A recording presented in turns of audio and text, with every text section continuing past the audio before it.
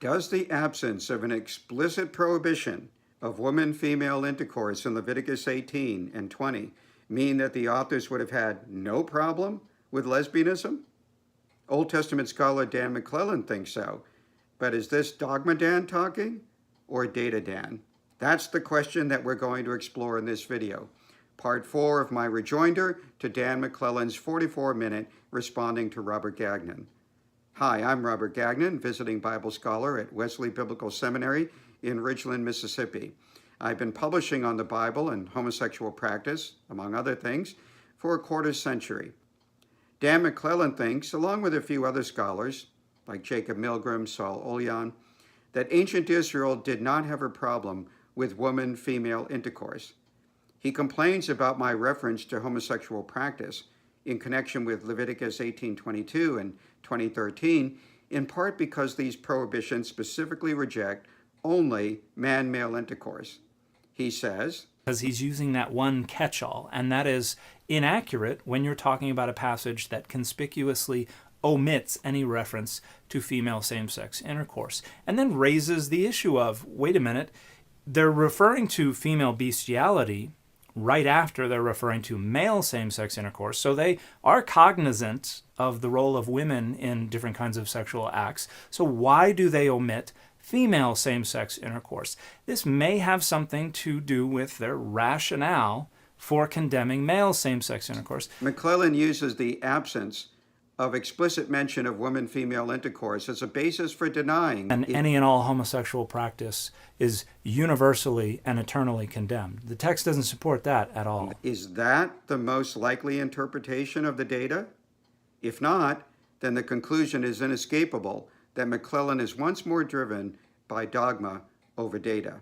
I usually do refer to Leviticus 18:22 and 20:13 as prohibitions of man-male intercourse, but I also sometimes speak of them as prohibitions of homosexual practice because 4 lines of evidence strongly indicate that we should read the prohibitions of man-male intercourse as prohibitions of same-sex intercourse generally.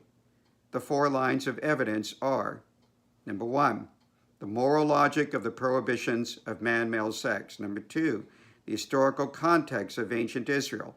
Number 3, the later Greco-Roman view of lesbianism. And number 4, the history of interpretation of these prohibitions in early Judaism and Christianity. First, their moral logic. These prohibitions of man-male intercourse imply a prohibition of woman-female intercourse on the same principle by which man-male intercourse is forbidden. If it is wrong for a male to play the role of a female in an act of sexual intercourse with a man, then it would be wrong for a woman to play the sexual role of a man in an act of sexual intercourse with a female.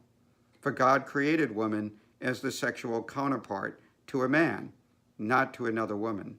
Second, the historical context of ancient Israel indicates an implicit rejection of lesbianism. For example, Deuteronomy 22:5 states, quote, "A woman shall not wear a man's apparel, nor shall a man put on a woman's garment, for whoever does such things is an abomination, toavah, to Yahweh your God." Think about it. If a woman wearing man's clothing is an abomination to Yahweh, how much more a woman who plays the role of a man in sexual intercourse? Third, the later Greco-Roman view of lesbianism confirms the supposition of ancient Israelite rejection of woman-female intercourse. The Greek and Roman world rejected lesbianism nearly universally, far more widely than they rejected male homosexual practice. For those in the Greco-Roman world who embraced male homosexual practice, the reason was because the dominant role that it gave the woman on top. For those who did not embrace male homosexual practice, it was another example of how same-sex relationships was not an anatomical or procreative fit. Fourth, the history of interpretation of the Levitical prohibitions of man-male intercourse suggests rejection of lesbianism. Paul includes an indictment of lesbianism in Romans 1:26, alongside an indictment of male homosexual practice in Romans 1:27. He clearly sees a correlation between males having sex with males and females having sex with females. His statement, quote, "even their females," underscores how deep the rot is in contemporary Greco-Roman society, when even females have debased themselves by engaging in same-sex intercourse, treating their sex as only half intact in relation to their own sex rather than the other sex. It's a good thing that we have Romans 1:26. Otherwise, McClellan would be saying, look, Paul used only the term arsenokoitai, men lying with a male, in 1 Corinthians 6:9 and 1 Timothy 1:10. So he must have no problem with lesbianism. The church fathers also viewed female-female intercourse as sin, even in the context of semi-official marriage. Jews of the Second Temple period and in the Rabbinic period likewise viewed lesbian intercourse as sin.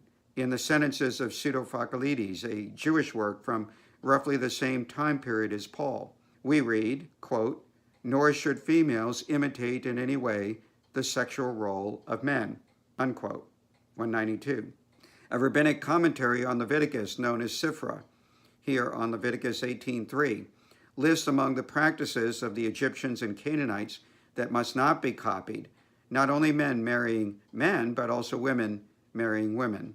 McClellan argued that if the authors of Leviticus 18 had thought that intercourse between females was sin, they would have mentioned it, because they're referring to female bestiality right after they're referring to male same-sex intercourse. So they are cognizant of the role of women in different kinds of sexual acts. Well, that's bad reasoning, Dan, as our 4 lines of evidence indicate. Rather, there are multiple better explanations for why there is no mention of woman-female sex after man-male sex.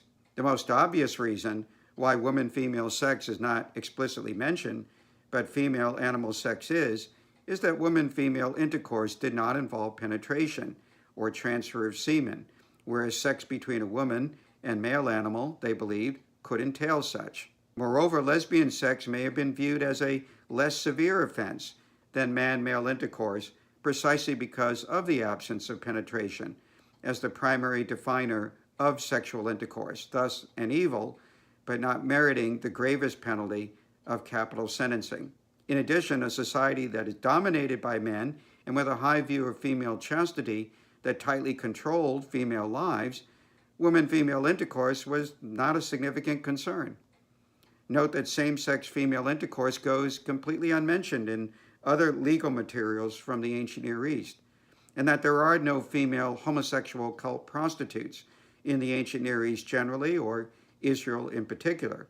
We do hear of male homosexual cult prostitutes, both in the ancient Near East and in periods of heretical rule in Judah and Israel. Indeed, a woman's proximity to males would have generated more controls and watchfulness than her proximity to animals on a farm. In short, the claim that woman-female intercourse would have been acceptable in ancient Israel is a far less credible interpretation of the data than the view that the condemnation of such behavior is implicit in the condemnation of man-male intercourse. This once again demonstrates McClellan's preference for LGBTQ dogma over biblical data.